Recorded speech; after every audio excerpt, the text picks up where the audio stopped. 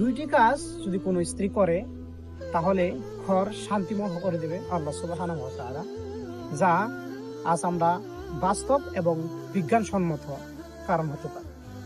আল্লাহ সুবহানাহু ওয়া তাআলা এই শান্তিতে ভরে দেখ সমস্ত সংসার এবং পরিবারগুলো। যেমন দুইটি কাজ হলো, এক, যখন স্বামী কোনো কথা বলে তখন সাথে সাথে তর্ক না করা, চুপ থাকা স্ত্রী।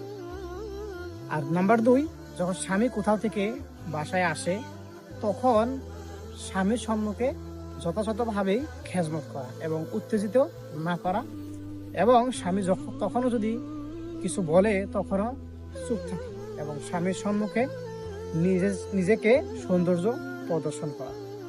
তাহলেই হতে পারে আপনার ঘর শান্তিময় এবং জান্নাতুল বানায়।